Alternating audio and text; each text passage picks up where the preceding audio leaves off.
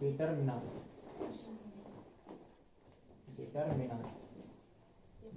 को हम लोग हिंदी में क्या कहते हैं? सारणी कहते हैं। डिटरमिनेंट होता क्या है, सबसे पहले इसके डिफिनेशन को समझ लेते हैं। डिफिनेशन बहुत जरूरी है, बहुत सारा लोग खाली बिना डिफिनेशन के काम कर लेते हैं। डिफिनेशन जरूरी क्या है वो थोड़ा सा ध्यान देना। डिफिनेशन बताया गया था कि सारणिक होता क्या है। सारणिक बताए थे कि सारणिक के बारे में बताया गया था। सारणिक वर्गाकार आव्यूह से संबद्ध, वर्गाकार आव्यूह से संबद्ध एक संख्यात्मक मान होता है। कैसा मान होता है? एक संख्यात्मक मान होता है। एक संख्यात्मक मान होता है। एक संख्यात्मक मान होता है जो, और वह संख्यात्मक मान किसके बराबर होता है? तो ध्यान देना है, जो किसी रो अथवा कॉलम, जो किसी रो अथवा कॉलम, जो किसी रो अथवा कॉलम के, जो किसी रो अथवा कॉलम के प्रत्येक अवयव एवं संगत को फैक्टर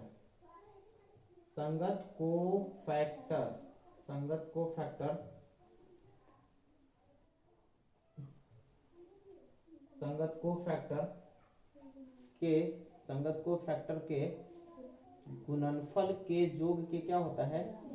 गुणनफल के योग के बराबर होता है, योग के बराबर होता है। ऐसा हम लोगों ने इसका एक सिंपल सा डिफिनेशन पढ़ा था, और इसी डिफिनेशन के आधार पर आगे हम लोग समझेंगे।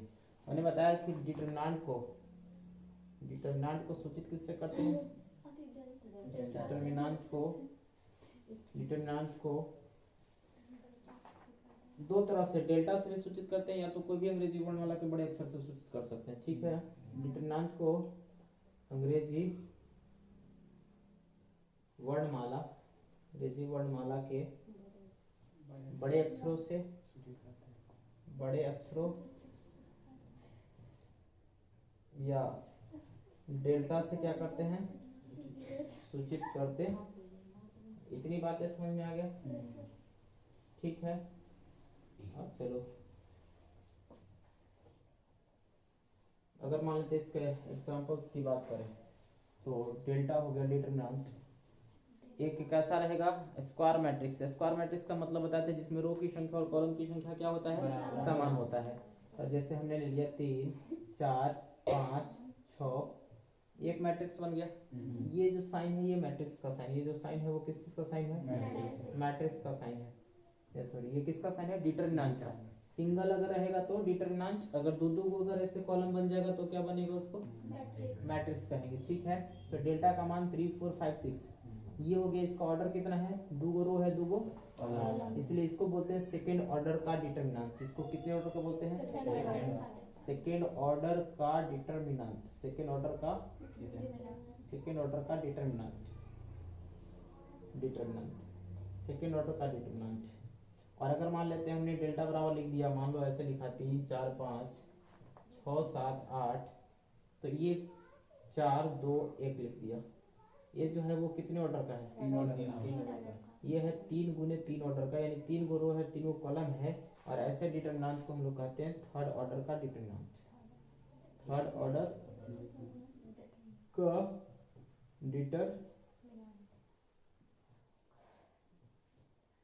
बात समझ में आ रहा है? तो फर्स्ट सेकंड ऑर्डर समझ में आ गया, थर्ड ऑर्डर समझ में आ गया। अगर सिर्फ एक एलिमेंट लेते हैं, मान लेते हैं हमने ले लिया इतना बराबर 3, तो ये हो गया फर्स्ट ऑर्डर। एक ही गुरु है ना, और एक क्या है? कॉलम। तो इसको बोलते हैं first order determinant. First order determinant. बातें समझ में आ गया? First order, second order, third order. जब एक रो और एक कॉलम रहेगा तो उसे क्या बोलेंगे हम लोग? एक रो और एक कॉलम रहेगा उसे हम लोग बोलेंगे फर्स्ट ऑर्डर का डिटरमिनेंट बोलेंगे। 2 रो 2 कॉलम रहेगा तो उसे सेकंड ऑर्डर का डिटरमिनेंट बोलेंगे। जबकि 3 रो और 3 कॉलम रहेगा तो उसे क्या बोलेंगे? थर्ड ऑर्डर का डिटरमिनेंट बोलेंगे। इतनी बातें समझ में आ गई। अब चलो आगे समझते हैं। इसका इन सब का वैल्यू कैसे निकालेंगे, मान कैसे निकाला जाए, उन्हीं को हमें समझना है। फर्स्ट ऑर्डर का अगर डिटरमिनेंट निकाला तो कुछ नहीं, 3 है तो आंसर कितना हो जाएगा, 3 है। 4 है तो आंसर कितना हो जाएगा, 4। 5 है तो 5 हो जाएगा, कोई बड़ी बात नहीं। सेकेंड ऑर्डर का जो डिटरमिनेंट निकालना था उसे समझते हैं। सेकेंड ऑर्डर वाला डिटरमिनेंट निकालना भी बहुत ही आसान है। सेकेंड ऑर्डर का अगर डिटरमिनेंट अगर दिया हो तुम्हारे सवाल में, मान लेते हैं हमने एक सवाल ले लिया, डेल्टा बराबर 4 6 7 8 ये ले लिया। अब अगर बात करें ना, अब तुमसे क्या पूछ रहा है कि इसका वैल्यू कितना हो, तो वैल्यू निकालने के लिए सिंपल सा ट्रिक का अगर उपयोग करें तो कुछ नहीं करना है, ये तिरछा तिरछी जो दिखाई दे रहा है ना, ये वाला और ये वाला आपस में गुना करके क्या कर देते हैं, घटा देते हैं, तब तुम्हारा आंसर आ जाएगा। 8 चौका कितना, 32। ठीक है, ये इसको थोड़ा सा और डिटेल से लिखे तो 4 गुने कितना हो जाएगा, 8 माइनस कितना हो जाएगा, 6 गुने 7 या 7 गुने 6 लिखो, कोई दिक्कत नहीं। तो 8 चौका 32, 32 माइनस 42 हो जाएगा, तो आंसर कितना आ जाएगा, माइनस। समझ में आ गया। अब बात आती है तो बहुत सारे टीचर लोग ऐसे ही बता देंगे कि तिरछा तिरछी गुना करके घटाते हैं, बट तिरछा तिरछी गुना करके घटाते हैं क्यों, जोड़ते क्यों नहीं है, इसको समझने के लिए हम लोग छोटा सा डिफिनेशन का उपयोग करेंगे। डिफिनेशन में हमने क्या पढ़ा था, तो डिफिनेशन में एक टर्म आया था कोफैक्टर, तो चलो हम लोग कोफैक्टर को समझ लेते हैं। कोफैक्टर क्या होता है, कोफैक्टर क्या होता है, कोफैक्टर के बारे में बताए थे। कोफैक्टर को हिंदी बोलते हैं सहखंड, सहखंड। और सहखंड को क्या बोलते हैं, ये जब भी निकाला जाता है तो किसी न किसी एलिमेंट का निकाला जाता है, और एलिमेंट को सूचित किससे करते हैं, ए आई जैसे, ए आई जे से किसी एलिमेंट को सूचित करते हैं, ये तो पता है। और अगर इसी का यानी ए आई जे का अगर कोफैक्टर तुम्हें लिखना होगा तो ए आई जे के कोफैक्टर को सूचित किससे करेंगे, ए आई जे के कोफैक्टर को बड़का ए आई जे से क्या करते हैं, सूचित करते हैं। बातें समझ में आ रही है, बड़का ए आई जे से सूचित करते हैं। तो बड़का ए आई जे का मतलब हो गया, बड़का ए आई जे लिखा, इसका मतलब ये किसको सूचित कर रहा है, कोफैक्टर को।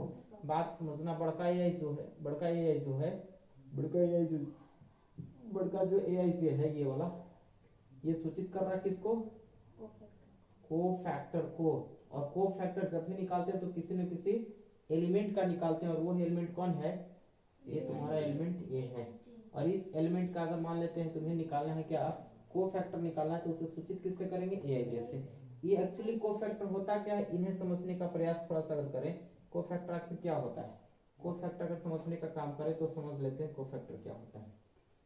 ए आई जे से सूचित करते हैं तो समझ में आ गया। जहां ए आई जे का फॉर्मूला क्या होता है वो समझ लेते हैं। जहां ए आई जे बराबर कहा जाता है, जहां ए आई जे बराबर कहा जाता है -1 के पावर में आई प्लस कितना, जे, आई प्लस जे, और इंटू होता है एम आई जे। अब यहाँ सवाल आता है कि एम आई जे क्या है। एम आई जे को हम लोग कहते हैं, एम आई सारणिक को तो समझ में आ गया कि एम आई जे से सूचित करते हैं। निकालेंगे कैसे, तो एम आई जे निकालने के लिए करते क्या है, जब भी निकाला जाएगा तो किसी न किसी एलिमेंट का ही निकाला जाएगा। ये आई किसको सूचित करता है, ये जो छोटका जो आई देख रहे हैं ना, जो छोटका जो तुम आई देख रही है आई, ये आई है, ये क्या है, जे है। आई किसको सूचित करता है, आई रो की संख्या को सूचित करता है, जबकि जे किसकी संख्या को सूचित करता है, कॉलम की संख्या को सूचित करता है। बात समझ में आ रहा है, जब आई रो की संख्या को सूचित करता है और जे कॉलम की संख्या को सूचित करता है, तब करते क्या है, अगर उसका माइनर निकालना है, मान लेते हैं कि आई रो और जे कॉलम में अगर कोई एलिमेंट है तो उस एलिमेंट का माइनर निकालना है, तो करते क्या है, ध्यान देना, ith रो एवं jth कॉलम, jth कॉलम को हटाकर ठीक है ना, हटाकर बचे एलिमेंट को क्या कहते हैं हम लोग, बचे एलिमेंट को क्या कहते हैं, उपसारणिक कहते हैं। बात समझ में आया, तो बचे एलिमेंट या इसी में कहीं कहीं पे बचे एलिमेंट के सारणिक निकाले ना, तो बचे एलिमेंट यानी आई थ्रो एवं जेथ कॉलम को हटाकर बचे एलिमेंट को क्या कर लेते हैं, बचे एलिमेंट को डिटरमिनेंट निकाल लेते हैं, और जो डिटरमिनेंट आएगा उसी को क्या कहते हैं हम लोग, उपसारणिक कहते हैं। बात समझ में आ रहा है। अब चलो देखो आगे, दूसरा बात तो हमने एक बात तो समझ में आ गया यहाँ पे कि अगर मान लेते हैं कि ए आई जे का माइनर निकालना होगा, किसका माइनर, ए आई जे का अगर माइनर निकालना होगा, ए आई जे का माइनर, तो ए आई जे का माइनर अगर निकालते हैं, सॉरी ए आई जे का माइनर निकालते हैं तो इसका माइनर को सूचित किससे करेंगे, एम आई जे से। और जिससे मान लेते हैं तुमको अगर कोई डेल्टा दिया, ठीक है, अब ये डेल्टा 2 ऑर्डर का भी हो सकता है और 3 ऑर्डर का। पहले 2 ऑर्डर वाला बात कर लें तो जनरल फॉर्म होता लिखने का तरीका होता है A1 1, मतलब पहला रो और पहला कॉलम में स्थित एलिमेंट A1 2, A2 1, A2 2। तुमको बताया था कि इसको फर्स्ट रो बोलते हैं, इससे सेकंड रो बोलते हैं, इससे फर्स्ट कॉलम बोलते हैं, इससे सेकंड कॉलम। कौन क्या कट गया, कट गया, चलो ठीक। तो फर्स्ट रो के फर्स्ट कॉलम हो गया, first row first, second row first column second column हो गया। इतनी बात समझ में आ गया। अब मान लेते हैं तुमको A11 का निकालना है माइनर, किसका निकालना है, देखो अगर A11 का निकालना है ना, A11 का निकालना है किसका, A11 का, A11 का माइनर निकालना है इसका। अगर इसका माइनर निकालना है A11 का तो देखो क्या कहता है, ये कहता क्या है से समझना, ये A11 कहता है तुमको क्या है वो देखना।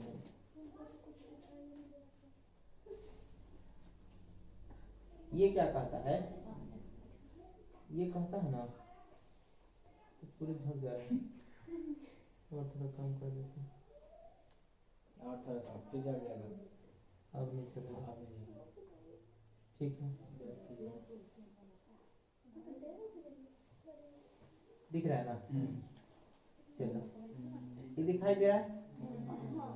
अब इस एलिमेंट का भी निकाल सकते हो, इस एलिमेंट का भी निकाल सकते हो और इस एलिमेंट का भी निकाल सकते हो, किसी का भी निकाल सकते हो, कोई दिक्कत नहीं। चलो निकालते हैं, निकालेंगे कैसे से देखना। अगर तुमको A11 का निकालना है, किसका निकालना है, A11 का, तो A11 का अगर निकालना है ना तो देखो क्या कहता है, माइनर का डिफिनेशन ही बताया था कि जिस रो में है, अगर मान लेते तुमको निकालना है किसका माइनर, देखो जैसे निकालना है A11 का माइनर, किसका माइनर निकालना है, A11 का माइनर।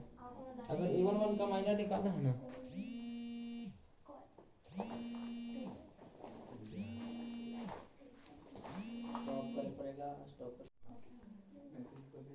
चलो ध्यान देना तब। A11 का माइनर निकालना है ना, A11 का माइनर निकालना है, तुमको वर्कआउट का दिख रहा होगा, यस सर, चलो ठीक है, तुमको दिख नहीं रहा है, तुमको दिखेगा, तुमको तो जैसे कम दिखता है। चल A11 का माइनर अगर निकालना है तुमको, A11 का माइनर, किसका माइनर निकालना है, A11 का माइनर। हमने क्या बताया कि जिस एलिमेंट का माइनर निकालना उसके सामने वाला रो को और सामने वाला कॉलम को क्या करो, हटा दो। तो हटा देते हैं, देखो सामने वाला रो और कॉलम कौन कौन है, इस बात का थोड़ा सा ध्यान देना, तुमको दिखेगा, ठीक है ना। देखो ये दिख रहा है, पहला रो है ना, क्या कहा कि पहला रो को हटा दो, ये अपने कहता है, तुम दिमाग अपना मत लगाना। देखो क्या कह रहा है, ये कह रहा है, ये कहता है, देखो ये बड़ा बात है, ये कहता है कि पहला रो को हटा दीजिए, ये कहता है पहला कॉलम को हटा दीजिए। तो पहल का रो, देखो ये पहल का रो था ना, हटा दिए, समझ गया आगे। और देखो और फिर कह रहा है पहला कॉलम ये वाला है ना, हटा दो, हटा दिए, बताओ कौन बच गया, A22 बच गया ना, तो जो बचा वही आंसर हो जाएगा, यानी आंसर कौन हो जाएगा, A22। यानी आंसर अगर ध्यान दें, आंसर कौन हो जाएगा, A22, यानी इसका माइनर A22 माइनर निकालने आगे। अच्छा बताना जरा, अगर तुमको पूछेगा, अगर तुमको पूछेगा इसका, अगर तुमको पूछता है कि इसका बताओ कितना होगा, A11 का तो हो गया, अब A22 का निकालना है। चलो निकाल लेते हैं,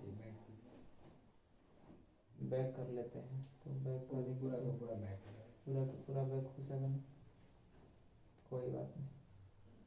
चलो A11 का माइनर तो समझ में आ गया, कितना हो गया, A12 का माइनर। अगर A12 का माइनर निकालना है तो कुछ नहीं करना, सिंपल सा एक काम करेंगे। A12 मतलब ये क्या कह रहा है, ये तुमको देखो खुद भी समझाता है तुमको, ये तुमको समझा रहा है कि देखो भाई, समझा क्या रहा है वो देखो, ये तुमको समझा रहा है कि पहिलका रो और दूसरका कॉलम को मिटा दो, तो पहिलका रो इसको मिटा दो, हटा दो या मिटा दो, जो करो। तुम तो मिटा नहीं सकते, तुम तो ये कर सकते मेरे पास है। इसको हटा दिया और कहता है कि दूसरा कॉलम को हटा दो, हटा दो। बचा कौन? A21। तो जो बच गया वही तुम्हारा क्या हो जाएगा, उसका माइनस। तो इसका माइनर हो जाएगा A21। समझ में आ गया माइनर? चलो अब तुमको A21 का माइनर चाहिए। अगर A21 का माइनर निकाला, बताओ कैसे निकालोगे? चलो तो दूसरका रो को हटा लो। दूसरका रो को अगर हटा लो, दूसरका रो तुम्हारे अकॉर्डिंग अगर हटाए तो कितना हो जाएगा? ये वाला एक कॉलम चाहिए। चलो दूसरका रो और पहिलका कॉलम, दूसरका रो और पहिलका कॉलम को अगर करें, दूसरका रो कौन है? ये वाला है ना, दूसरका रो एक ही कलर आ गया। नहीं दिख रहा तुम लोग को? अच्छा दिखेगा, अब दिख रहा है। दूसरका रो दिखाई दिया, हटाए। और किसको हटाना है? पहला कॉलम हटा लो। क्या बचा देखो? A12 बचा, तो वही बस वही लिख लेना है। A12 बच गया, ठीक है। A12 बचा था ना, वो हटेगी। A12 बच गया, तो A12 बच गया, तो A12 बराबर क्या लिख लेंगे? A12। अब हमें किसका माइनर निकालना है? A22 का माइनर। केवल माइनर निकालने में थोड़ा सा मुश्किल है, बाकी किसी में कोई दिक्कत नहीं है। A22 का माइनर अगर निकालते तो कितना हो जाएगा देख लो।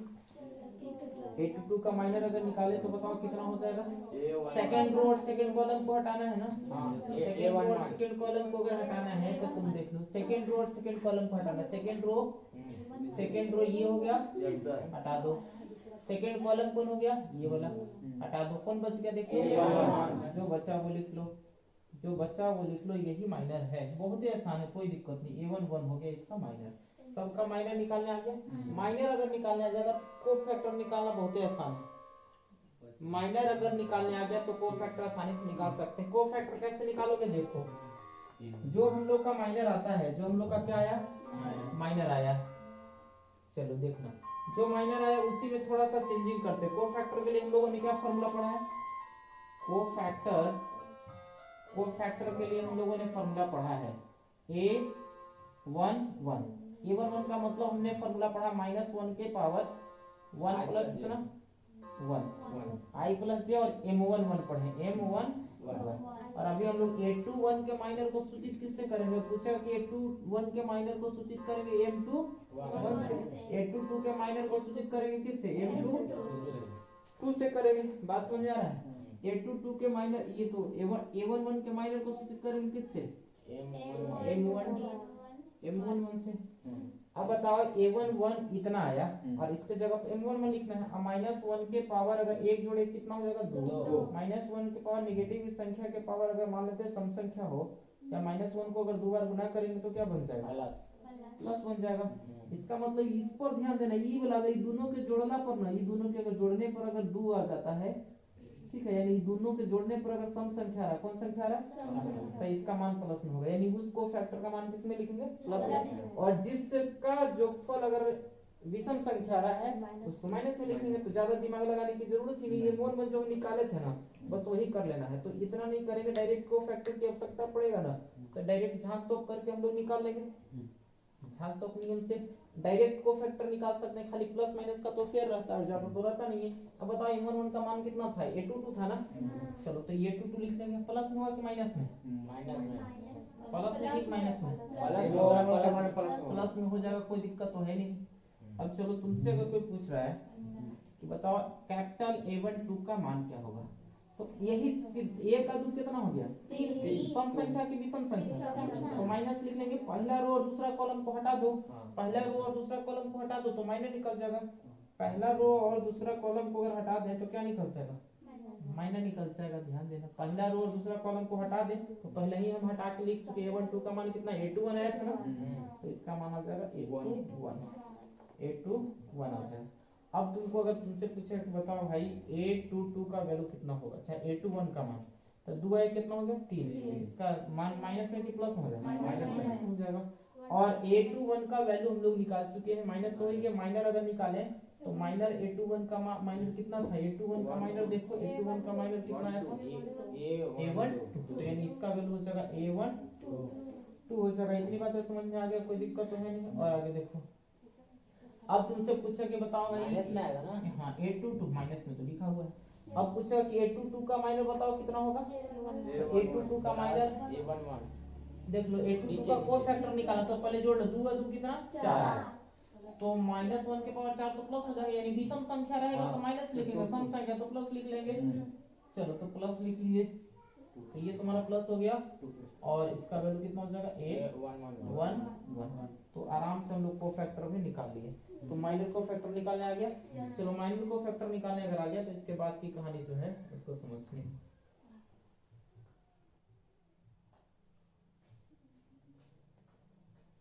अब चलो हम लोग क्वेश्चन देखो कैसे बनाते। कभी भी अगर मान लेते तुमको डिटरमिनेंट निकालने के लिए कह देगा कि भाई बताओ a11 a12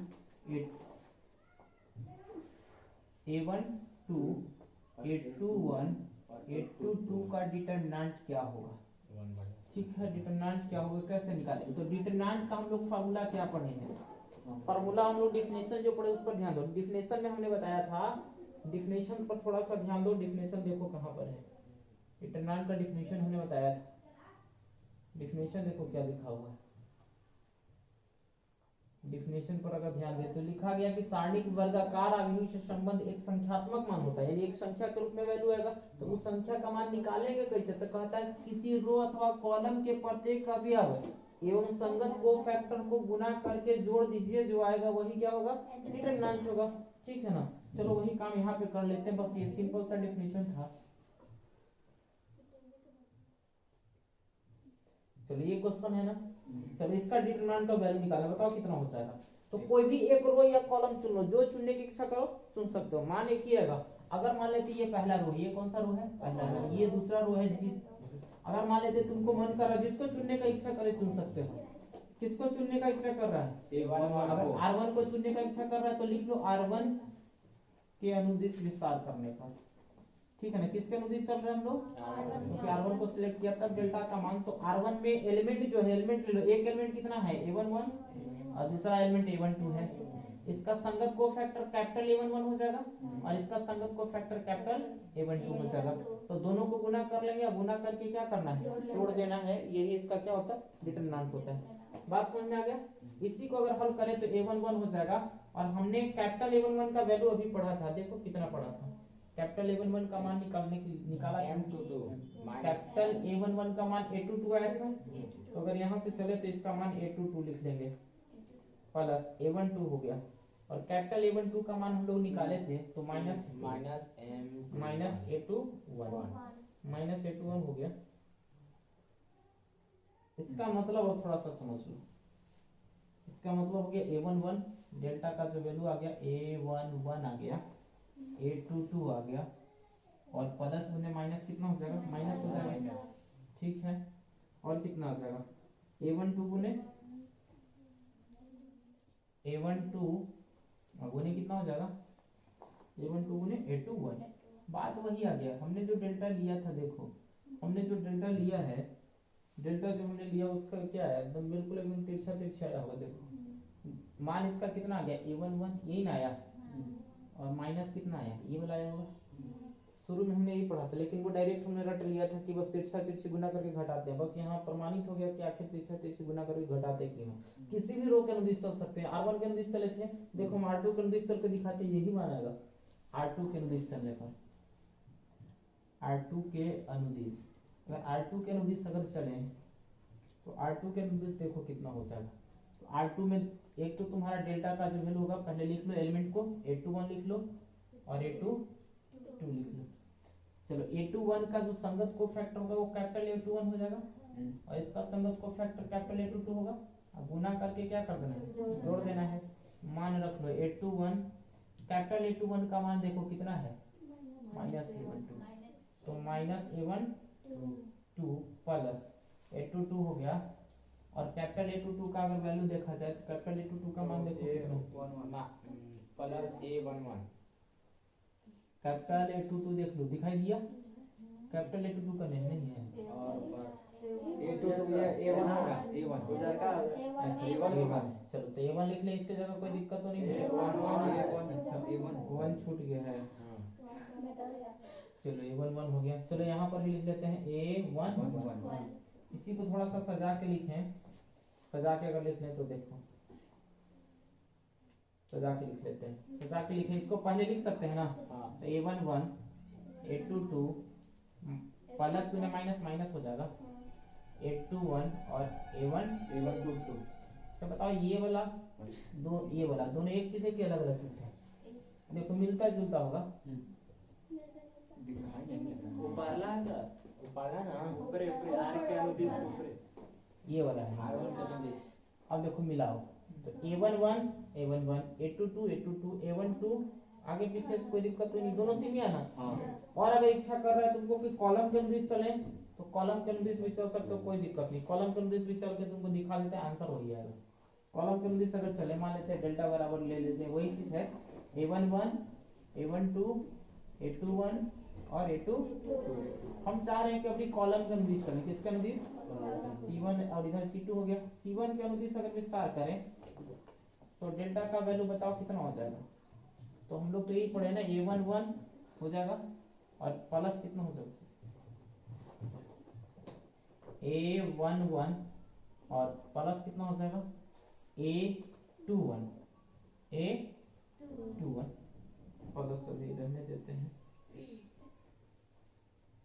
चलो ये हो गया अब इसका संगत को फैक्टर लिखें तो कैपिटल A11 हो जाएगा इसका संगत को फैक्टर कैपिटल A21 जोड़ दो दोनों के आंसर हो जाएगा चलो A11 इसका वैल्यू अभी हम लोग पढ़े थे कि A22 होता है कितना होता है और A21 हो गया और इसका मान अभी हम लोग पढ़े थे माइनस A12 होता है ना देख लो ऊपर लिखा होगा कहीं पे बाद में देखते हैं तो आंसर आ गया A11 A22 प्लस गुने माइनस कितना हो जाएगा माइनस हो जाएगा चलो तो माइनस लिख लेते हैं A21 और A12 पता आंसर वही आया कि दूसरा आया कैसे चलो तो ये बात तो कम से कम क्लियर हो गया कि जने से इच्छा करे होने से चलो कोनो दिक्कत नहीं है तुम्हारी इच्छा पर डिपेंड करता है जिसको सेलेक्ट करो ये नहीं सोचो कि बस उसी से चलना है अब हम लोग थोड़ा सा बात करते हैं कि तीसरा ऑर्डर का डिटरमिनेंट आएगा तो कैसे निकालेंगे ये तो दूसरा ऑर्डर समझ में आ गया नहीं ये 4 ये 7 है अब बताओ हमने R1 के अनुदिश चला किसी के अनुदिश चल सकते हो R1 के अनुदिश ऐसे तो हमने डायरेक्ट हम लोग डायरेक्ट अगर बात करें R1 के अनुदिश चल रहा है डायरेक्ट तो हम लोगों ने ट्रिक ऐसा भी हम लोग पढ़ा था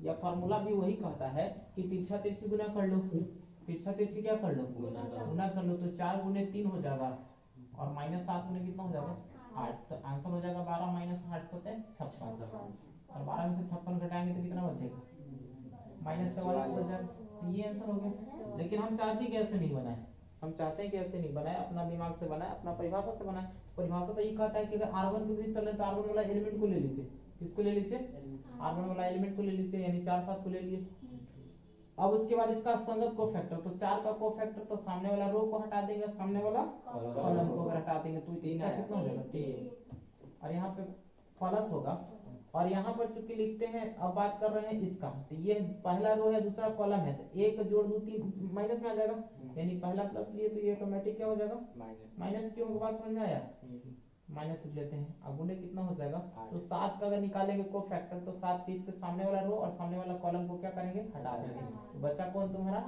8 बच गया तो 7 गुने कितना हो गया 8 तो बात वही हो गया 12 माइनस 8 से 56 का आंसर आ जाएगा माइनस कितना 44 आंसर हो गया कोई दिक्कत है का अब आगे 3 ऑर्डर वाला पर मेन फोकस करना 3 ऑर्डर वाला डिटरमिनेंट भी वैसे ही बनाते हैं जनरली थोड़ा सा ध्यान देना डेल्टा का जो वैल्यू मान लेते हैं दिया 3 4 5 6 7 8 9 4 ऐसे ले लिया एक डिटरमिनेंट हमें इसका मान निकालना सब वही कॉन्सेप्ट है अलग से कोनो कॉन्सेप्ट नहीं ये तुम्हारा R1 हो गया और ये तुम्हारा R2 जने से चलने की इच्छा कर रहा है चलो कोई दिक्कत नहीं ये तुम्हारा कॉलम C1 हो गया ये C2 हो गया और ये क्या हो गया C3 हो गया अगर तुम्हें इच्छा कर रहा है कि हम R1 के अनुदिश चले तो चलो कोई दिक्कत नहीं है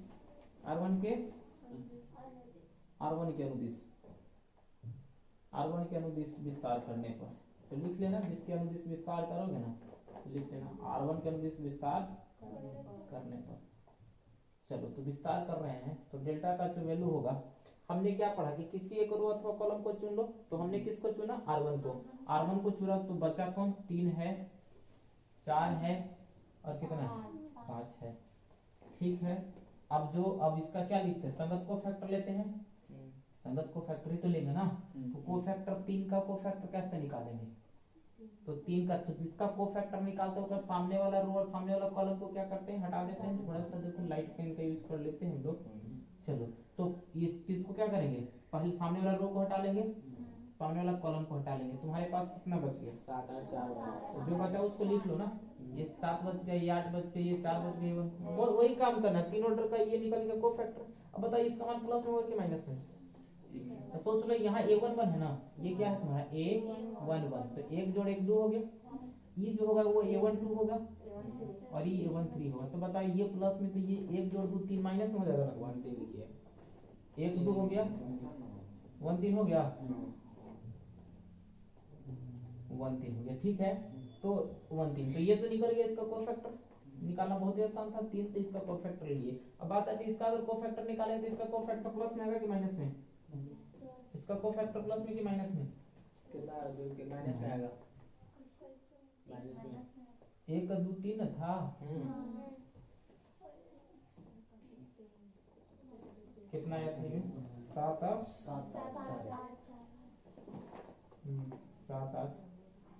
7 8 4 1, चलो 4 1।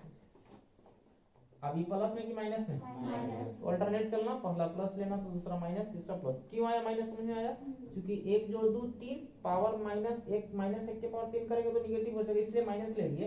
अब अगर 4 अगर बाहर ले लेते हैं, 4 अगर बाहर लिए तो देखो अंदर में क्या बचे, 4 अगर बाहर ले लिए हैं, 4 बाहर लिए तो 4 के सामने वाला रो हटा दिए और इसके सामने वाला कॉलम हटा दिए, तो कौन बच गया, देखो 6 8 9 1 बचा।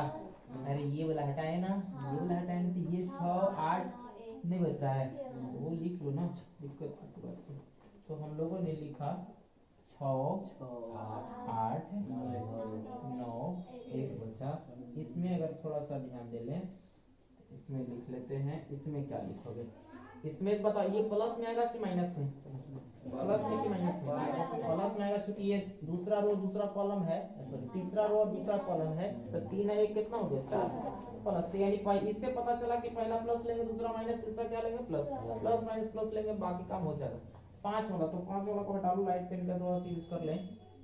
तो एक काम कर लेते हैं, इसको ले लेते हैं, अब चलो हटा लेते हैं, थर्ड रो को हटा लेना, हटा लिए, और थर्ड कॉलम को भी हटा लेना है, तो बच गया 6 7 9 4, तो बच गया तुम्हारा 6 7 9 4, लिख लो 6 7 9 4, 6 7 9 और 4। इतनी बातें समझ में आ गया, तो बन ही गया ना, 3 हो गया। पता इसका वैल्यू निकालने के लिए तिरछा तीर से गुना करके घटा लेते हैं, तो 7 गुने कितना हो जाएगा 7 और माइनस कितना हो जाएगा 8 चौका 32, 7 माइनस 32 माइनस 4 इंटू 6 माइनस 9 है, कितना हो जाएगा 72 प्लस 5 इंटू 6 चौका 24 माइनस 9 सत्तर। कोनो दिक्कत है का, चलो इसी को थोड़ा सा आगे कैलकुलेशन कर ले तो तुम्हारा काम हो जाएगा। तो ये हो जाएगा 32 में से 7 घटेगा कितना बचेगा 25, माइनस 25 हो जाएगा, ये माइनस माइनस क्या हो जाएगा प्लस हो जाएगा। 72 में से 6 घटेगा तो क्या बचेगा 66 माइनस 4, और ये बचेगा तुम्हारा माइनस 5 गुने 24, 13 में से 4 गया तो 9 बचा, और 5 में से 2 गया तो 3, 39 बच गया, कोई दिक्कत तो है नहीं। माइनस अब इसी को कैलकुलेशन कर लो, 25 किया कितना हो जाएगा 75, माइनस 75 प्लस 6 चौका 24, 6 चौका 24 और 2 कितना होता है 26, माइनस 9 बचे 45 और 5 किया 15 और 4 19। बातें समझ में आ गई, तो इन 264 हो गया, प्लस वाला लिख लो और इसको जोड़ लो, 5 और 5 कितना हो जाएगा 10, 9 7 16, ये कितना 17, 270 घटा लोगे तो आंसर कितना हो जाएगा। क्या चीन ऑर्डर वाला तुमको डिटरमिनेंट निकालने आया, कोई दिक्कत है क्या, बहुत ही आसानी से निकल जाता है। एक क्वेश्चन और कर लेते हैं, उसके बाद 264 एक और कर लेते हैं, फास्ट कर लेते हैं। चलिए समझ में आ गया, चलो फास्ट कर लेते हैं, एक क्वेश्चन ले लेते हैं। डेल्टा बराबर मान लेते हैं 2 3 4 6 7 8 3 1 2। देखो बात आती है ना, बात क्या आती है समझना थोड़ा, बात क्या आती है। तो हमने तो R1 के अनुदिश चला तो बन गया, किसी के अनुदिश चले तो बन जाएगा, कोनो दिक्कत नहीं है। जो रो को लेना है ले लो, कॉलम को लेना है ले लो, ठीक है ना। अभी तो हम लोग R1 के अनुदिश चलते हैं, थोड़ा आसान लगता है, आसान सबके अनुदिश, किसी के अनुदिश चलो सबका आसानी लगे, कोई दिक्कत नहीं है। लेकिन आगे जब प्रश्न बनाते चलेंगे ना, तो जब क्वेश्चन आगे आएगा तो देखो किसके अनुदिश चलने में ज्यादा फायदा होता है। देखो किस में, मान लेते हैं कि क्वेश्चन को थोड़ा चेंज कर देते हैं। क्वेश्चन चेंज क्या किए, ये 0 था ना, यहाँ 3 था, तो 3 को हम एक काम कर लेते हैं, यहाँ 0 ले लेते हैं, 1 0 लिए, देखो कितना अब थोड़ा आसान हो जाएगा। अब देखो R1 के अनुदिश अगर चलते हैं ना, किसके अनुदिश चलेंगे, R1 के अनुदिश चलेंगे, तो पहले तो 2 ले लेंगे, अब ये माइनस में ले लेंगे 0, अब ये प्लस में ले लेंगे कितना 4। अब बताओ ये 0 वाला अब आसानी हो गया, इसमें कुछ रख दिया तो 0 हो जाएगा। तो जिसमें 0 अगर तुमको दिख गया ना, तो ओकर अनुदिश चलने में हमको फायदा की कैलकुलेशन कम से कम करना पड़ेगा। बताओ तो इसमें अब 0 आ गया, तो इसमें गुना करने की कोई जरूरत नहीं है, तो इसलिए मार देंगे, फट से आंसर हो जाएगा। बात समझ रहे हैं ना। तो जिसमें तो आगे चल करके देखो किसके अनुदिश चलना, जिसमें 0 की संख्या तुमको क्या दिखे, ज्यादा दिखे। 1 0 इसमें दिखा तो इसी के अनुदिश चल दिए, देखो आसानी से बन गया। अब देखो बनाना बहुत ही आसान है, देखो आसान क्या है। अब मान लेते हैं 2, तो 2 इसके सामने इसके वाला हटा दिए, तो बचा कितना 10, तो बच गया तुम्हारा,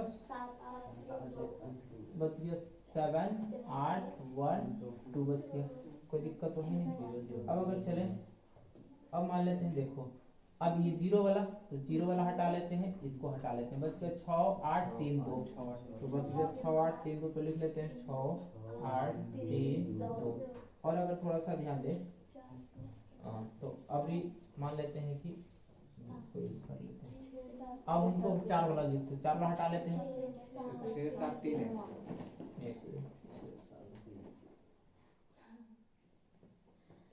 चलो देखो,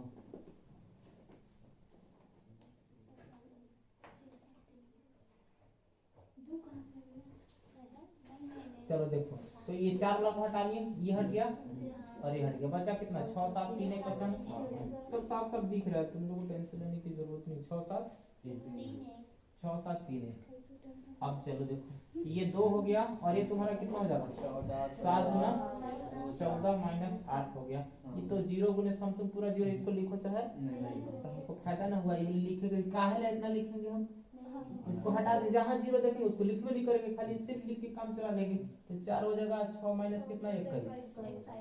अब बताओ 2 हो गया, 14 में से 8 गया तो 6 हो जाएगा, और प्लस 4 देखो 6 में से 21 कटेगा तो कितना बचेगा -15। अब चलो 6 गुना कितना हो जाएगा 12,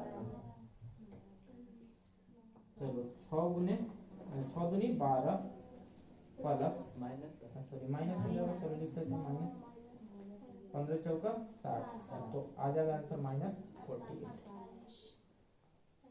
समझ में आया। एक क्वेश्चन और देखो, और फायदा देखते हैं कैसे बनाने में फायदा होता है। हम एक क्वेश्चन लेते हैं, तुम लोग ध्यान देना कैसे हम चले तो फायदा करेगा। हम एक क्वेश्चन ले लिए, डेल्टा बराबर 2 4 6 0 5 3 0 4 3, इसका डिटरमिनेंट निकालना, बताओ कॉलम 1 किसके अनुदिश चलने में फायदा है, कॉलम फर्स्ट R1 के की C1। हम तो बार बार बोले R1 से बना रहे थे, लेकिन क्या R1 से बनाने में फायदा है, बहुत दिक्कत है, 3 बार लिखना पड़ेगा, लेकिन इधर 3 बार लिखने की कोई जरूरत नहीं है, एक बार में काम चल जाएगा। कैसे, तो पहले तो 2 लिख लो, 0 लिख लो, फिर 0 लिख लो, तो ये तो तुमको पता ही होगा। ये वाला ये प्लस लेते हैं तो ये माइनस लेंगे, और ये क्या ले लेंगे प्लस ले लेंगे, कोई दिक्कत नहीं है। अब देखो 2 के सामने वाला रो और कॉलम को क्या करेंगे, हटा देंगे, हटा दो, बच गया कितना 5, बच गया तुम्हारे पास 5 और 3, 5 बच गया, 3 बच गया, 4 और 3। अच्छा बताओ इसमें लिखने, अब इसमें मेहनत करने से कोई फायदा है, छोड़ देंगे ये चलती। क्या करते हैं कि जहाँ 0 तुमको दिख गया ना, जहाँ 0 दिख गया ना उसको क्या करते हैं ना हटाइए देते हैं, जहाँ 0 दिख गया वहाँ हटाइए देते हैं, नहीं लिख सकते हैं। फायदा लिखने से होता है ना, कुछ फायदा है क्यों लिखेंगे एक लाइन में करके, अरे उधर लिखने से फायदा क्या है, 0 तो ऐसे भी 0 हो जाएगा ना, तुमको अजीब दिमाग लगा।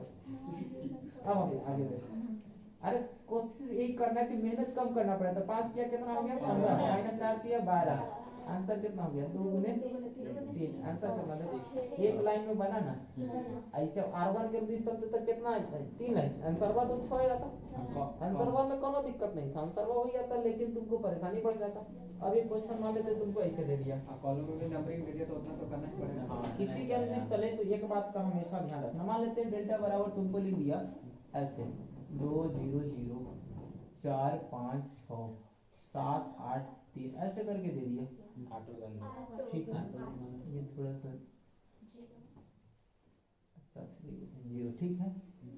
अब चलो इसका वैल्यू निकालना बताओ किसके लिए चलने में फायदा तुमको दिख रहा है R2 का वैल्यू दिख रहा है ना क्योंकि R2 में 2 2 0 है ये तुम्हारा R1 है सब तुमको यहाँ बात क्लियर होना चाहिए एकदम बच्चा नहीं तो रटना नहीं है तुम लोग को बस बात समझना है कि आखिर चले तो R1 के अनुदिश ही क्यों चले हम दूसरे के अनुदिश भी चल सकते थे तो चलने के लिए तुम लोग को मना नहीं किया गया फायदा देखो कि फायदा करने से शॉर्टकट रास्ता देखेंगे ना अब तुमको माने जाना है यहाँ पे बगल में तो तुम वैसे घूम के कहाँ ले जाएगा मार देंगे शॉर्टकट कोठा बस को जाओगे तुम लोग ऐसा कह देगा कि तुम लोग नहीं होता है कभी कभी किसी बच्चा को बोल देना कि देखो बाबू तुम सीधे चल जाना अब कोई देखो सीधे जा रहा आगे बीच के मिल गया कोई तार का पेड़ तार के पेड़ सीधा से चढ़ेगा उधर से उधर के तब सीधे जाएगा वजी वजी तुम लोग ही दिमाग लगाते हैं तो ऐसे नहीं करना है ठीक ना ऐसा दिमाग लगा दो तो फिर घोर हो जाएगा बनाते रहते।